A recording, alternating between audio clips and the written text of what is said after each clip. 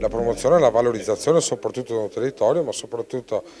anche, se vogliamo dire, questa idea romantica della tradizione che si tramanda da anno e da anni, di anno in anno, una tradizione, una storia, quella vitivinicola, che diventa poi eccellenza.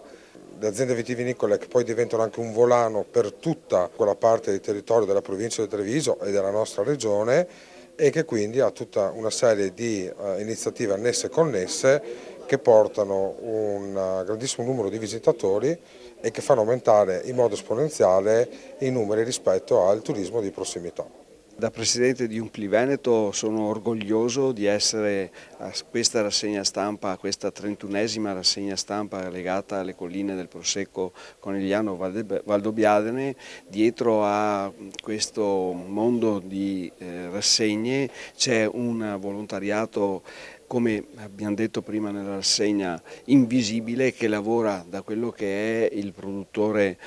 locale al volontariato che poi promuove tramite le rassegne,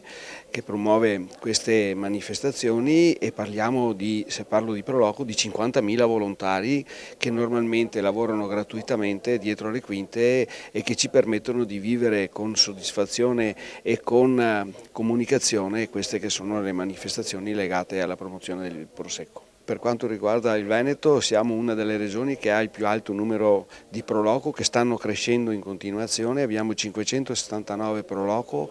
che sono ricondotte poi a 42 consorzi e a 7 comitati provinciali. Devo dire grazie di cuore alla Regione Veneto, perché con la Regione Veneto portiamo avanti una serie di progetti. L'ultimo che ho firmato è turismo fluviale, ma se parlo della provincia di Treviso, con la provincia di Treviso e con la provincia quando era operativa, noi ci siamo inventati, oltre che alla primavera del Prosecco, ci siamo inventati fiori d'inverno, germogli di primavera, delizie d'autunno, malanotte d'estate e l'ultima che è Bisi in festa. La primavera è probabilmente il primo esempio che c'è stato nel nostro territorio di marketing territoriale, partito 31 anni fa, ha iniziato dal piccolo, era difficoltosa al momento far mettere alle varie mostre che erano ancora più vecchi il logo che appunto della primavera del Conegliano Valdobbiadene. Ad oggi è sicuramente la manifestazione più rinomata che c'è sul territorio. Deve crescere ancora, soprattutto facendo attenzione al discorso del green, al discorso della sostenibilità, al discorso di alzare la qualità percepita del territorio, che è la cosa fondamentale in questo momento,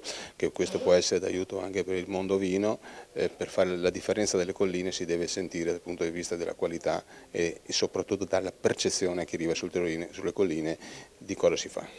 Il ruolo del consorzio per la promozione del territorio e per la perfetta riuscita di questa rassegna? Ha un ruolo importantissimo in quanto deve far continuare l'attività viticola in un ambiente estremamente vocato, però anche estremamente fragile e sempre più fragile causa il cambiamento climatico, sempre più fragile causa la difficoltà a trovare la manodopera, sempre più fragile causa i sempre maggiori costi di gestione dei vigneti. Per cui Quell'obiettivo? Quindi l'obiettivo è proprio conservare circa i 1300-1400 ettari di viticoltura eroica, dove i vigneti hanno una pendenza del 30%, dove nessuna macchina ci può entrare, però sono i vigneti che danno l'immagine e che danno l'impronta dell'autenticità di cui si è parlato oggi al Conegliano Valdobbiadene.